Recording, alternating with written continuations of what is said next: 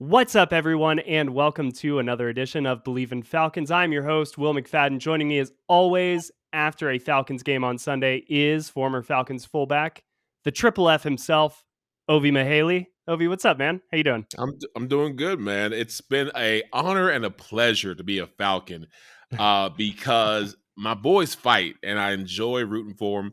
But unfortunately, it was a situation where I really wanted Desmond Ridder to win. I really, really wanted Desmond Ridder to win. He didn't, but it's okay because everyone wanted him to. But if he didn't win, being a rookie, it's not the end of the world. We know he has to take some time to get his legs underneath him. But we were so close. A W would have been great. It was so close. Overtime, PKs. Oh, wait, no, that's the World Cup I'm thinking of. Oh, Yeah, man. that's the That other was thing. the other football. Oh, I'm so I heard it sorry. was good. I had some friends say, "Oh my gosh, are you watching the World Cup?" I said, "Why would I be watching the World Cup? It's Dude, soccer." it was amazing. It was Oh, I'm a big tennis player. Played okay. tennis my entire life, high school, won a city championship after college, Oh, congrats. What's up? That's Dust my good. shoulders off. Yeah. But it felt like a Wimbledon final, like on a Sunday, which is usually in the spring or over the summer, doesn't overlap with football, but just that whole like wake up, there's a sporting event in the morning, almost like a London NFL game, but it doesn't suck. And this was just right down to the wire, like really gets your juices flowing for like sports action. And then boom, stay on the Fox channel, 1 o'clock kickoff, Falcons Saints, little bit of a letdown, but overall, I think it was a pretty good football Sunday, regardless of which football you're talking about. That's fair. That's fair. I played soccer when I was, I think, fourth How grade, many third, red third, cards fourth did you grade. get? I got a lot of red cards. I was the sweeper. So all I did, There you the go. ball got close to me. I kicked it as hard as I could the opposite way. May have broken a shin or two of the other teams, and that's it. They got close to me. They stopped trying to follow the ball. I got a little intimidation factor going as a young kid. And that was the extent of my soccer career. Watching it, playing it, it's just never been for me. I respect those who love it. That's great. I just think that 0-0 games can't be exciting. Like, in what world do we live in where, oh my God, that was a thrilling 0-0 game? No one scored. No one won. No one did it. It was great. All right. You're happy. I'm happy for you. It was a definitely not a 0-0 game, but we are not here to talk about soccer. We're not here to talk about football, if that's how you say it. But I do want to start before we get into the game and just talk about defensive coordinator Dean Pease, who had to leave before the game, carted off the field, taken to the hospital. Ultimately, it was good to return. But have you ever had a coach get injured before the game, during the game? What is that like if you have experienced that? Just how does that play out on the sidelines? It actually is something that has happened one or two times. Coaches don't understand that we treat anybody on our field as fair game. So if we're out there running and catching and doing plays, we see them. Sometimes we get run over. I hated that Dean Pease was not there because the defense did seem not as sharp at times, and we needed this much more to win the game. And Yeah. who's to know if Dean Pease could have saw something that the other coaches didn't see and could have helped us get into position to win. So, coaches got to stay safe, man. Head on a swivel. Keep your head on a swivel. It is honestly scary out there, even away from the sidelines, just down there on the field. During pregame warmups, I like to stand behind the end zone. Obviously, when field goal kickers are practicing all of their kicks during the game, may have had a ball bounce once or twice the wrong direction and hit me before a Mm, game in, necessarily a spot that you don't want to get hit. But yeah. I'll leave it at that. You got to keep your head on a swivel before the game, Ovi, especially if you're a 73-year-old defensive coordinator, because you don't need to be taking any major falls. But good news is it seems like Dean Pease will be okay. Was discharged from the hospital, no major issues, was able to rejoin the team by reports for the remainder of the Saints game in the second half. Let's talk about that Saints game, though. You mentioned the defense. They get off to a pretty slow start. The Saints score touchdowns on both of their opening drives, and ultimately, I think that proves to be the difference in the game. Yeah. What did you think about the start for this team coming off the bye week on the road in a hostile environment? And if you want to work in some of your own experiences playing in New Orleans, feel free. I mean, everyone knows New Orleans is loud, but everyone hasn't experienced it on the actual field, Yeah. hearing these crazy rabid fans. I think like Saints fans and Steelers fans, there's some of the craziest fan bases to where I don't care if you're winning, I don't care if you're losing, they are going to be loud, obnoxiously loud. And so they were that. And I mean, Ridder did a decent job of handling the noise, handling the pressure, but you can tell. And it's not just the Saints. It was his first game at being the Saints. It was not something that he got comfortable with early on, and it took a while for him to really, I think, settle in. The defense was disappointing because to have the Saints march down there with quarterbacks that I don't think are in their prime or top half of the league or even top 2/3 of the league, but still did great against us. I can't talk too bad about them. We looked rusty. We looked like we had to get warmed up and be able to react and to act and to be able to deal with the speed of their game. And it was hard to watch because you feel like we're better than that, or at least we've shown that we can play better than that. And if there's any team you want us to give our best, it's the Saints. And I didn't see that, especially in the first couple quarters. Now, at that end, that goal line stance, that was amazing by the defense. Like that made me proud, made me happy. That's one of those moments I was talking about as a former player. I'm out here beating my chest to, anyone who can see, my kids really, they're the only person in the house right now. I'm like, yeah, like Dad, calm down. You're not playing anywhere. I don't care. This is amazing. Let's go. But no, I just wanted to see better, but I know it gets real loud in the Saints stadium being a former player for the Falcons that had to go there once a year. There are people in the stands who got earplugs, so they know they're going to be that loud. Loud and cold. That's the Saints stadium for you in a nutshell. And yeah, the defense, I think, and this is a little bit of a tangent and maybe worth like an entire podcast. And I'd love to ask Arthur Smith or somebody, just a football kind of expert, certainly more so than me, maybe even more so than you, although I consider you a foremost expert on the sport. But is the ability to get games kind of down to the wire something that a coach actively does? Like the strategy, the way that you go about implementing your game plan, choosing when to go run versus pass, certain moments where you're going to be aggressive versus maybe passive. Is that all with the kind of stated goal of getting it down to the final possession? And is that something a coach can control, the game flow, kind of the upper ceiling of a game score, of a total, things like that, the over-under? Like, can a coach rein in a game and can a coach let a game loose? I think Arthur Smith, if that is possible to do, has done a really good job of saying, whoa, this game's getting out of hand. Let's rein it back in. Let's get this to a one possession game, and then we'll see what happens. Really, outside of the Cincinnati game this year, the Falcons have been able to do that, and they've been able to do that at times when it looks like they could get blown out, and they could get blown out on the road. And that's like really hard to do.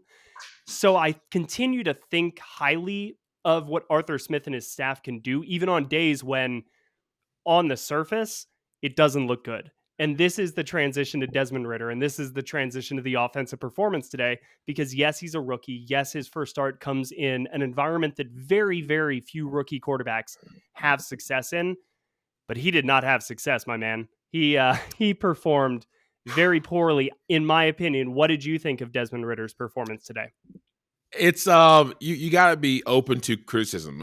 Most of the Falcons fans have constructive criticism. His coach will have constructive criticism. He has to know that this wasn't good, but at the same time, you also have to know that this is your first game. And I got to echo what you said earlier. To be able to have Arthur Smith take a rookie down by 14 in the first two drives and still make it a game to where you're one play away from winning, that's impressive. And coaches absolutely have the ability to rein in games and to let loose and to be aggressive. It's all play calling.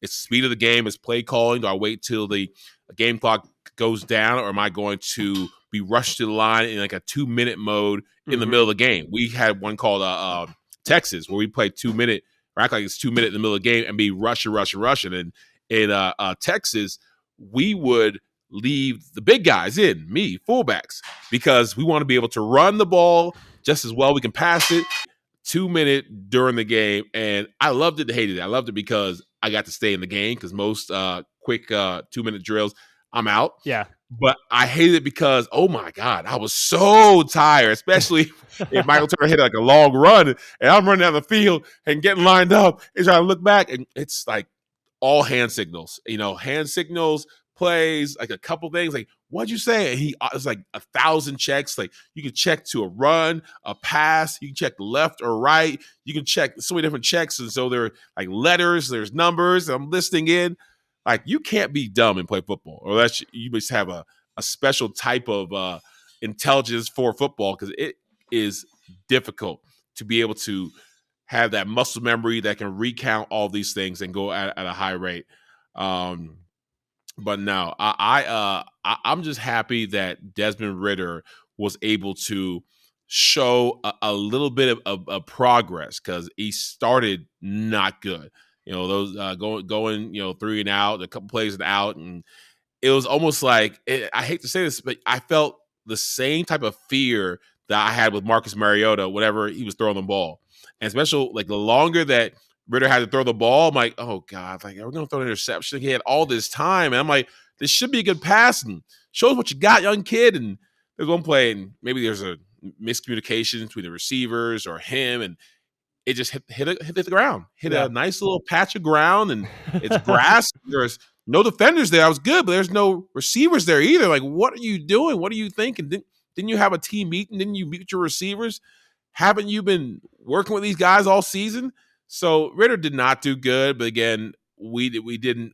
Those of us who are realists didn't expect him to be, Tom Brady or Patrick Mahomes his first game. We would have liked it. It would have been great if he showed us a little Russell Wilson, but we knew that in reality, the chances of that are very slim. In reality, yes. It's not very often that a quarterback comes out and kind of lights it up from day one.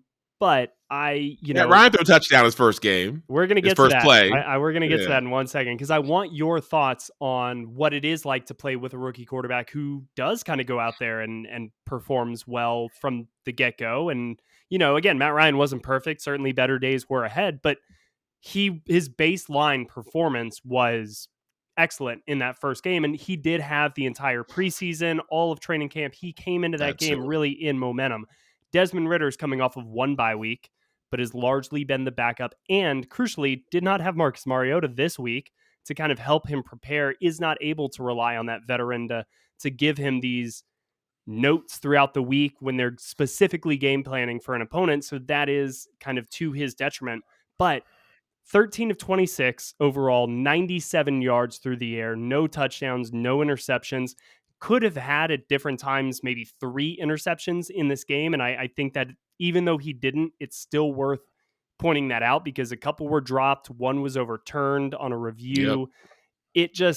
He never really looked comfortable. He may still throw the hardest 5-yard pass since Michael Vick in a Falcons uniform of any quarterback. He throws that I've hard. Seen. This man throws a frozen, it's winter outside. He throws a snowball that is packed with ice and not snow. Like, he rockets that ball, dude. I think that all of this stuff is correctable, right? It's all your feel for the game. It's comfort level. It's not rushing it. The very first play, I thought it was kind of telling in a bad way that he just took a deep shot.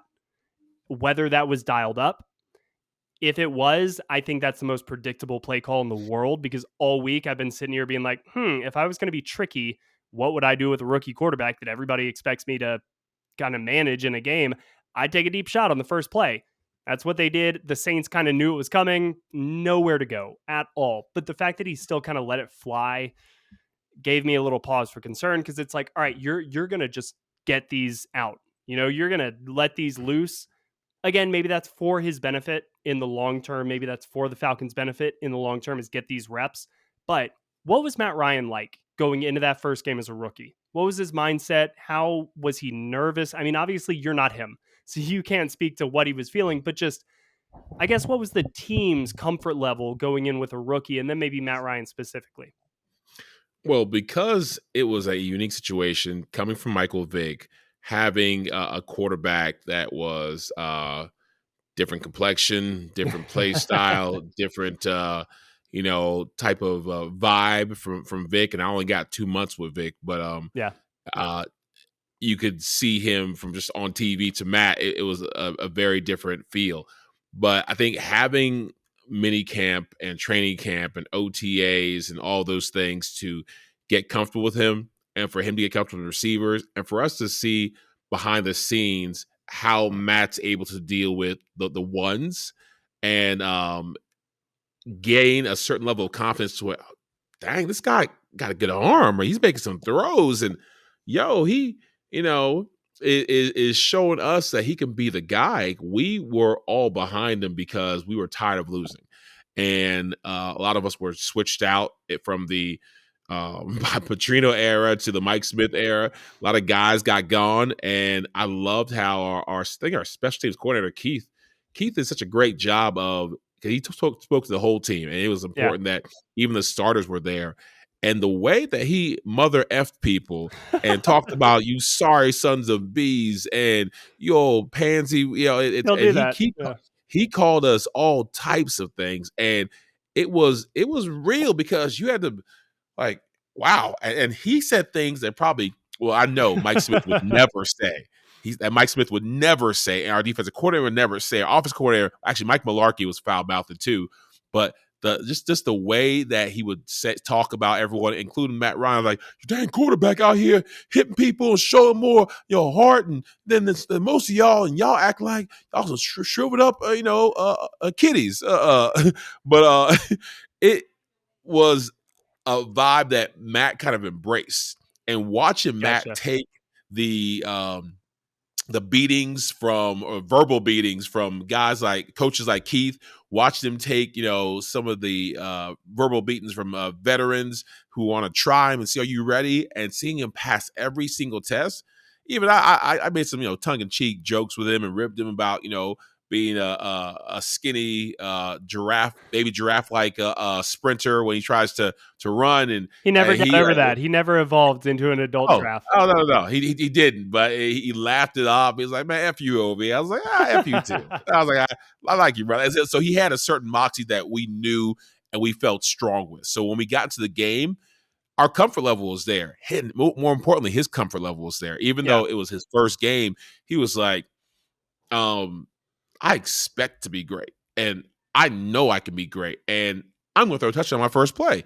Not that Desmond Ridder didn't have that type of confidence, but he didn't have the time and the ability to prove to his inner self that confidence he had was verified, that he was legit the real deal. And Matt knew that not only from his very high draft pick, which I still do think means something. There's Tom Brady's and Russell Wilson's that come later rounds, and the Brock, whatever his name is, that did Purdy. great. But there you go. But Matt had expectations. Yeah. And he was somebody who I felt like he knew that he's going to be able to hit them and exceed them.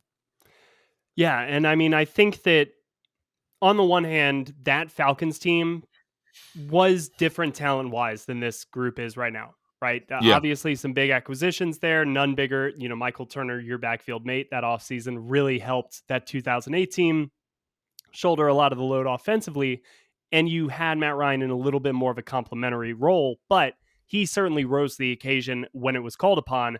This game almost felt like a little bit of a reverse of that formula, where they kind of leaned on Desmond Ridder a little bit more than I thought they would. And it was Tyler Allgeier and the running game that came in these big moments and really saved the day. And Tyler Allgeier, man, like, I think that we've kind of seen this coming a little bit over the last 6 games or so, but he is slowly, his snap count is creeping up and he's matching the number of touches that Cordero Patterson is getting. Ain't he though? I kind of think that today is the day that he takes over the backfield job for good. And I kind of think that he has established himself as your starting running back. And Cordero Patterson is maybe better in that complementary role. Use him in these very specific ways. Maybe that's as a receiver in some games. Maybe that is out of the backfield. But Tyler Allgeier, 17 carries, 139 yards, Mm, mm-mm. 8.2 yards per carry, a 43-yard run that very nearly could have been a touchdown if not for Tyrann Mathieu, the Honey Badger himself. He got a 1-yard touchdown run. I think he had 6 third down carries that were converted into first downs. I mean, I think if they hand the ball off to him 27 times today, Atlanta's walking away with a victory. What do you think of Tyler Mm. Allgeier's performance? So I got a chance to meet Tyler Allgeier for the first time. I was at the annual Walter Payton Man of the Year Awards. I think it's called Falcon Awards. The and community relations Community stuff. Honors Awards. Yep. Yeah, I call it Walter Payton Man of the Year Award. They give different awards there. That's the best picture of the Yes, event. Yeah.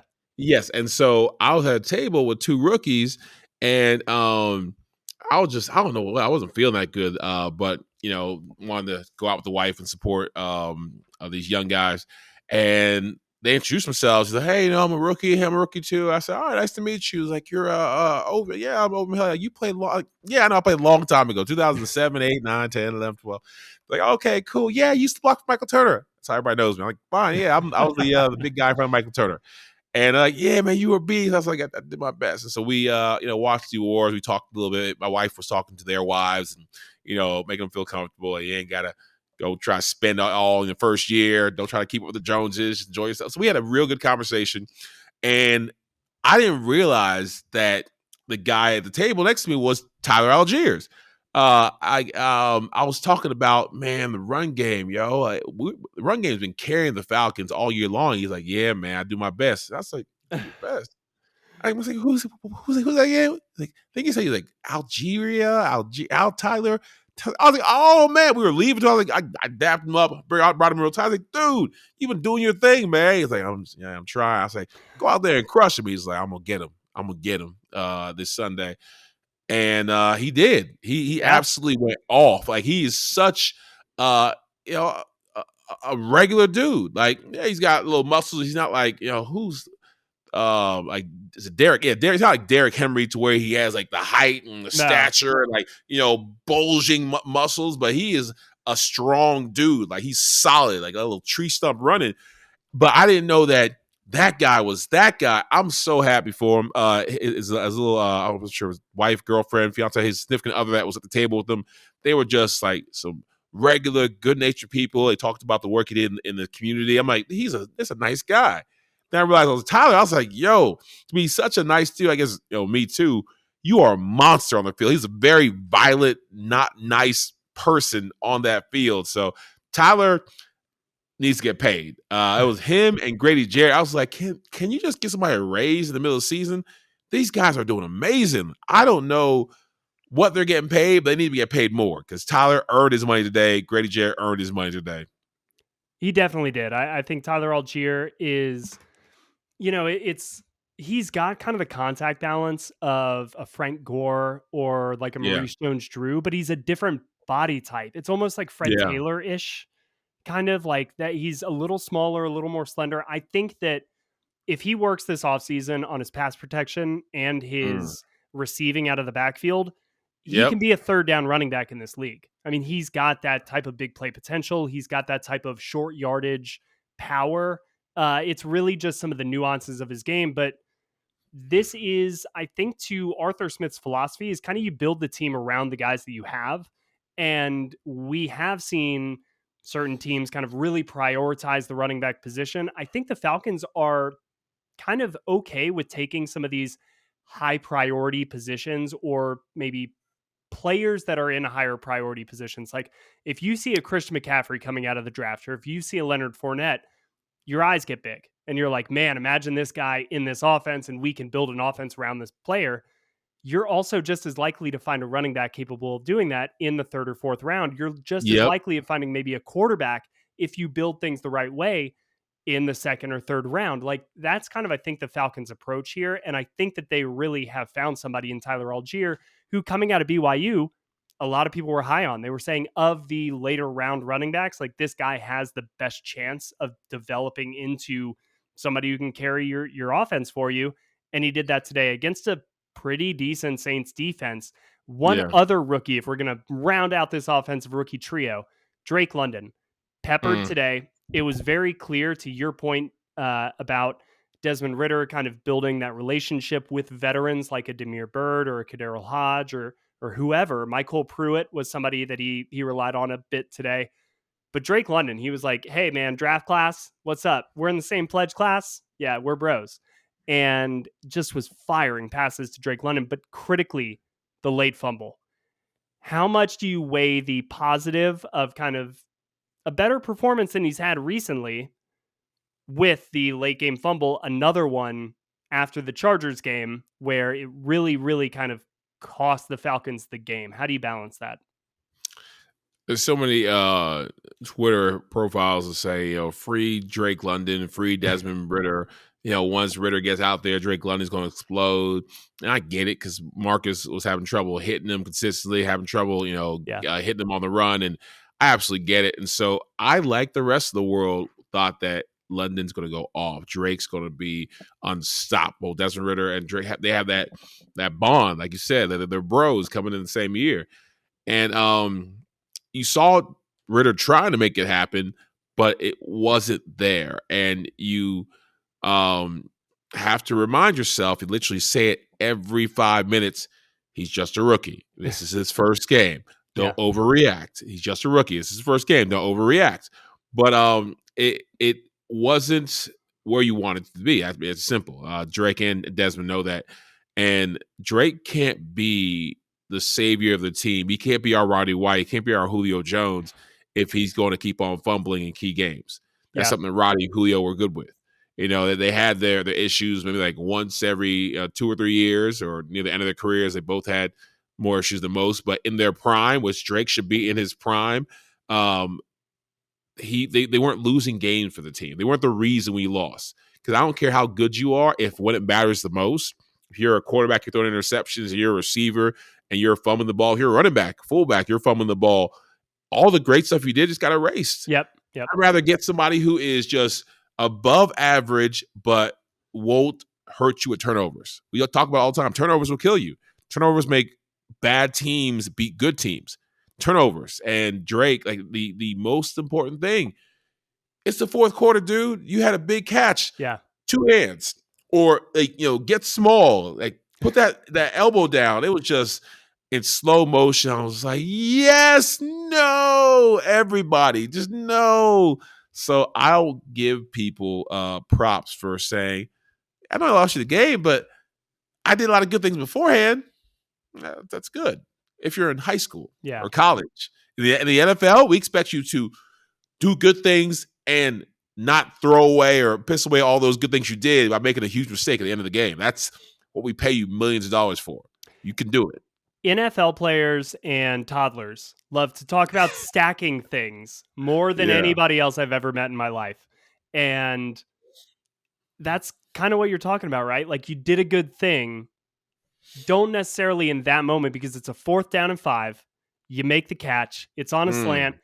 You stacked one thing. You did good. Now let the offense continue to stack on top of that. Instead, he kind of turned upfield, tried to get a little extra more, which, look, I'm not going to fault a guy for doing that, especially a rookie. That's kind of been his MO. He's a really good run after the catch player. Yeah. It's a teaching moment in a game that was filled with teaching moments, in a year that's been filled with teaching moments.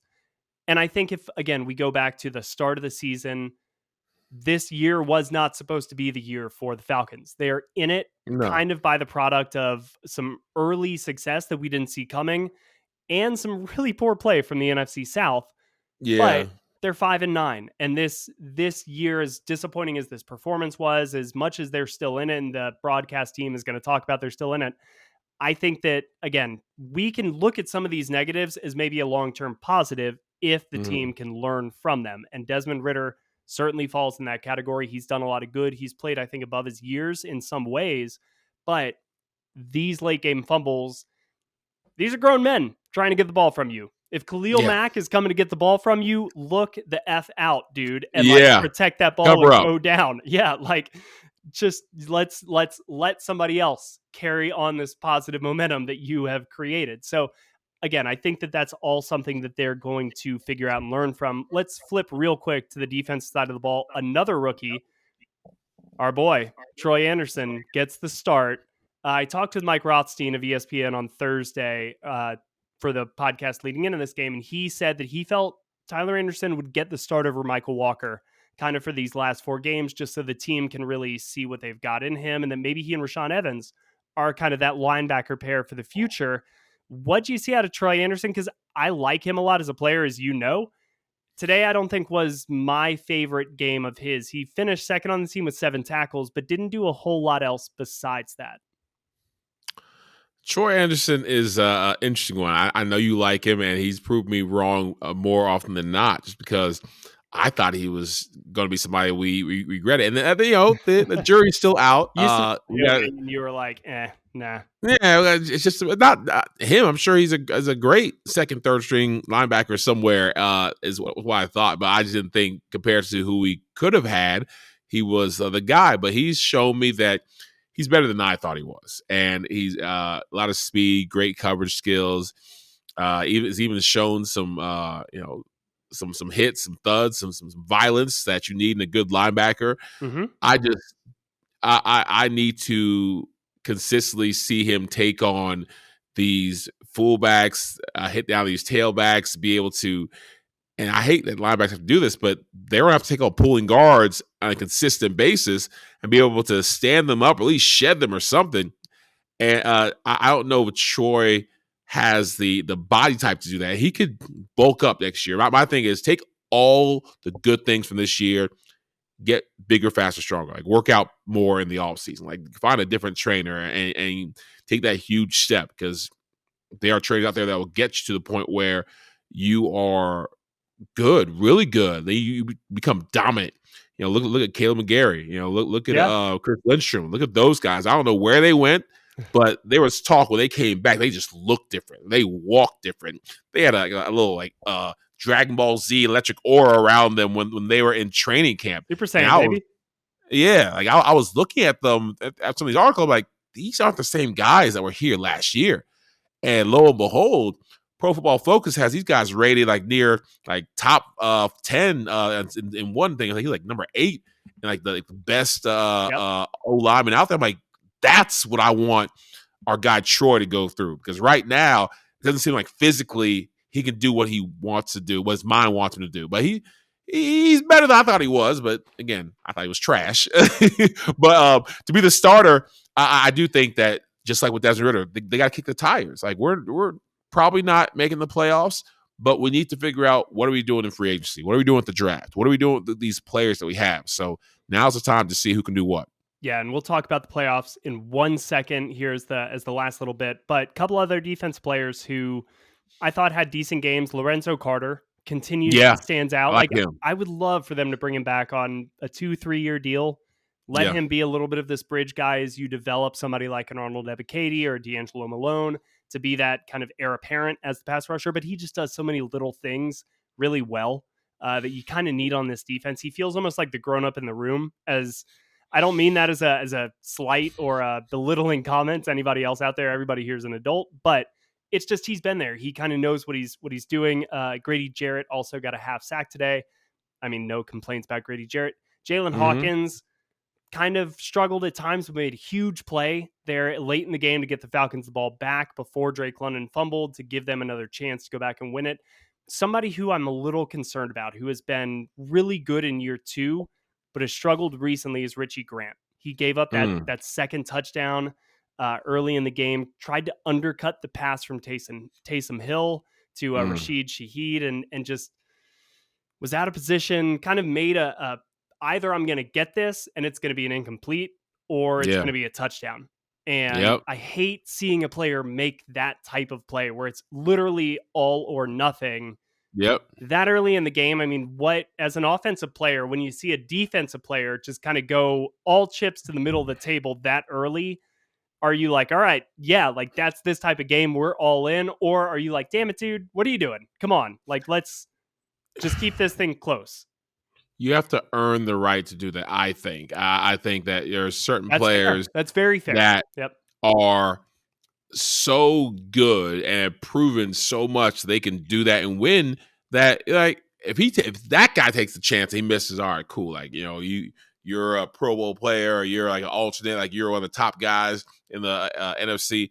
But if you have a guy who's still hasn't established himself as a consistent threat to anybody, you don't want him taking those chances. You rather just have him hold the line, like you mentioned before. Let everybody else rally around you and help you win this game. We don't need you to take these chances to create an opportunity for us to win this game. Yeah, maybe near the end of the game or middle of the game, you could do a little bit more. But right now, let's establish who we are. Let's establish a lead. Let's establish something. I think there should be an understanding about timing. And I don't think Richie Grant understood how that dynamic works with our game, because we win or lose by one score. So these make or break decisions that he's making will break us if he doesn't make that play, and he's making the play less often than we'd like. Yeah. And I remember talking to Ricardo Allen actually after a game. I think it was about James Harrison's Super Bowl touchdown. Just like the freelancing nature, like you said, you have to earn that. You have to earn the ability defensively to say, look, I think I saw this in game prep.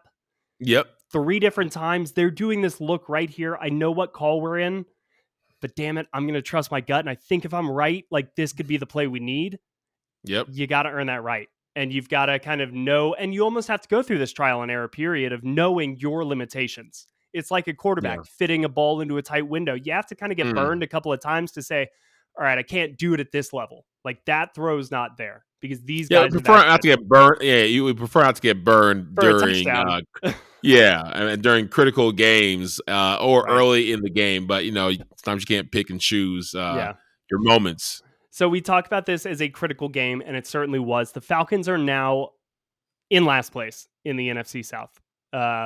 They are just getting absolutely destroyed in their head-to-head records against any team that matters, honestly, in the NFC South or in the NFC period. And as much as we talk about, they're still kind of in this.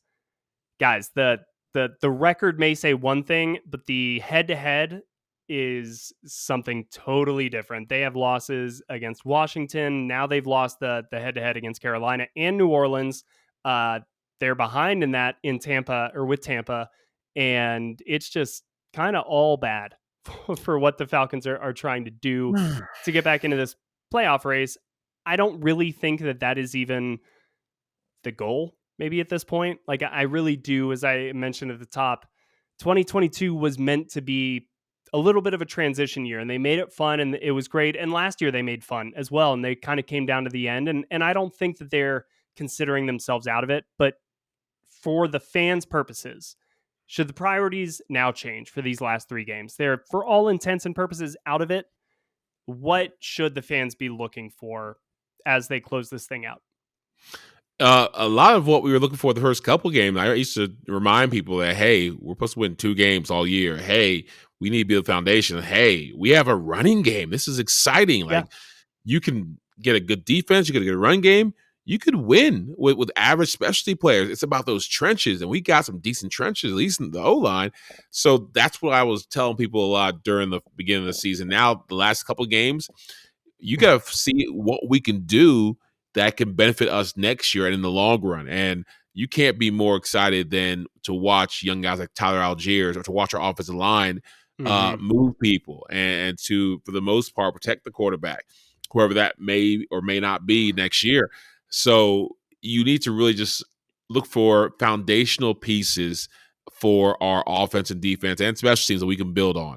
And Arthur Smith, Dean Pease, hopefully gets back in the saddle. Those are guys who are good at finding these pieces and utilizing these pieces. And you got to give to our GM. He's made some young picks that are already showing dividends. Again, Ridder is still out. Let's not judge the man on one game. If we judged some of these Hall of Fame players on their first game, they would never be in the Hall of Fame. No one's going to the Hall of Fame in your first game. No one's going to Pro Bowls in your first game, especially when you're coming in mid-season as a starter. These last games really are not to make the playoffs, just for us to realize who we are and who we need to be and what pieces we need to actually bring to the table so we can, be our best. Yeah, and I would argue that the last 2 years, they may have done more with the information they've received on their younger players and especially their draft picks than Thomas Dimitroff did with either Mike Smith or Dan Quinn. And Yeah. that's not a slight on it. It's just different styles. It's just, hey, we drafted this guy in, say, the second or third round, like Jalen Mayfield, and we are committed to him. And so we're going to start him in his second year, even though, it may not be in his best long-term interest or his best whatever. We need to find out what he has. Kind of seems like the Falcons were like, hey, year one didn't work.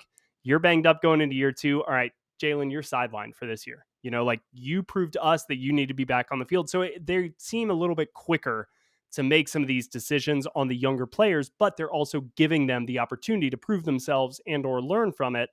And I don't necessarily think that they're going to pull Desmond Ridder because he had one bad game. But they can't because Marcus Mariota's not here anymore. I know, right, man? He's on IR. We gotta touch on that before I leave because I saw that and I was just like, Marcus, what are you doing? Like, if you're going to retire from the NFL, I get it. I love it. You want to be with your kid. You have a baby. Regretted. Other people have babies, including me, and we're right back to work the next day. People who are firemen, policemen, doctors, radio hosts, they have babies. Paternity leave isn't what it needs to be or should be, and that sucks. But especially if you are in a pressure cooker like the NFL where these games do matter, you want to be there for those who you supposedly call your brothers, who you fight with, who you sweat with, who you go through, long hours with. I wouldn't say 2 days, but now they're 1 days. And so to have an injury to where, all right, it's been bothering you all game, you can still go have surgery. Maybe the rules have changed, but I would think you could have surgery and still choose to be around the team and to coach people up and to, help them out. I don't think that you have to stay away from the team. Actually, I know you don't have to stay away from the team because I know several people who've had surgeries, back surgery, neck surgery, shoulder, knee, They're ankle, in the building, whatever. dude. And they'll come back and in the building because you know what? They enjoy being around it. And even if they have a child, you're going to still get more time with your child because you're not playing. The coaches will give you grace. And if they don't, you can always say, well, I'm not coming to the hotel for whatever, or I'm not coming to, this meeting because my mother or my child are going through A, B, or C. They'd probably give you some leeway. But this and the way he did it, it makes it I would think would make it very hard for another team to say, oh, that's the type of guy I want in my locker room, because they're going to bring you on mostly for a leadership role, mostly for a veteran stability glue type of guy. And if you're showing that you can't be trusted and when times get hard, you get missing, that's not a good look for your long-term career. Now, if you're done, hey, hats off to you. It was a great run. You made some good money. Enjoy your life. Cool.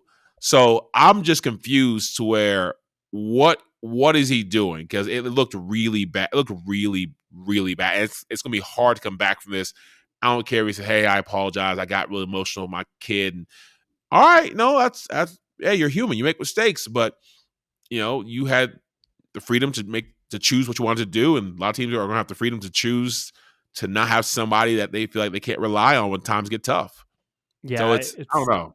I totally understand where you're coming from. I mean, like, it did seem very surprising, too, having heard everything about Marcus Mariota, about his character, about the outstanding person that he is, which on the one hand makes me feel like, that there had to be some kind of something else we don't know about. Yeah, like something behind the scenes, an agreement or something about like, all right, hey, you just had a kid. We don't really you're not really serving the greatest purpose here in the world. Your time's done. You're not part of maybe there was an under the table type of, hey, no hard feelings. Go do what you got to do. We're going to do what we got to do. But also based on the reaction from kind of the coaching staff, from some of the, it doesn't seem like that was the case. So yeah, if they didn't, it's one thing if they didn't want him here to say, hey, Marcus, you're a distraction. But we don't want you in the building. You're a distraction. It'll be better if you're on IR.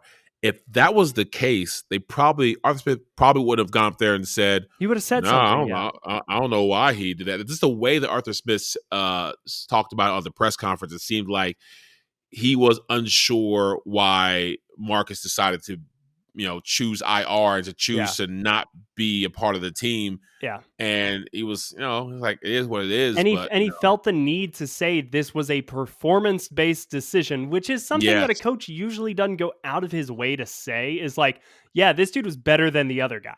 Like, usually it that's wasn't because he got the hurt. Because in I was between wondering, the lines context.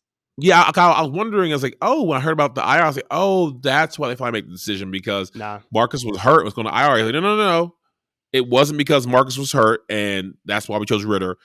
It was because of the talent or the lack of execution, or just who gives us a better chance to win games.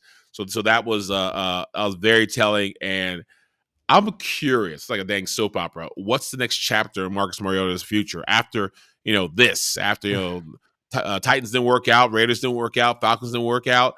Now I do believe there are some very, very bad backup quarterbacks who still get a chance. Oh man, Marcus to get a chance somewhere else to live out, the rest of his days, 2, 3, 4, 5 years as a backup quarterback because he's such a nice guy, and I don't want this to be the end of his chapter. But with that young child, if he wants to be, he's earned the right to do that. I just would think that as your legacy, he probably can choose more than a fullback could choose how he wants to go out. There's some team that I would think would have him as a second, third string quarterback, or just to get some guys ready during training camp or something. So I hope he doesn't call it quits, but who knows? Yeah, who knows? Hopefully this isn't the end of my legacy either, but I also have a little kid on the way. I will Yes. also be abandoning you Yes. sometime soon. Who knows? It may honestly be within the next week. We're getting to crunch time, ladies and gentlemen. So if you don't hear my voice on Thursday morning or Sunday or Monday morning, I guess next Monday morning, you'll know why. But I'll be back eventually to reconvene with Ovie. It's just life events take place, but I'm not being paid millions of dollars to be out there on a football field. Close, So like close, but I'm not only quite. being paid $500,000 to talk about it on a microphone. So speaking of the money that we're being paid, today's podcast was brought to you by BetOnline. I got to make sure to get that in there. Please follow Ovie and I on Twitter at Will McFadden, at Ovie Mughelli 34. Ovie, you got anything else to get off your chest before I close this out here? No, man, I'm good. I'm happy about the holidays. Looking forward to enjoying some good food and Yes. some family coming over. I am as well. It's really cold down here in Atlanta right now. It's cold. It seems like everywhere across the country. It's just kind of nice. I like it to be cold this time of year, but I don't like it to be 10 degrees, which is what the low is on the day that my son is expected to be born. So we are packing all the blankets. I was born in a blizzard myself, the blizzard of 1993, March 12th. What's up? So, like father, like son.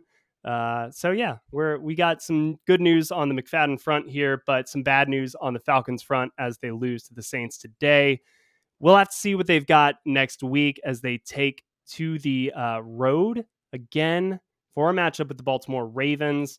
Probably going to be cold for that one. We'll have to see how Desmond Ridder does again on the road in the outdoor elements. Maybe he'll be a little bit more used to that from his Cincinnati days up in Baltimore, but who knows? That'll do it for today's podcast. Thank you guys so much for listening. Please let everybody know where they can find us for the home stretch, which is wherever you get your podcasts. Until next time, please take care.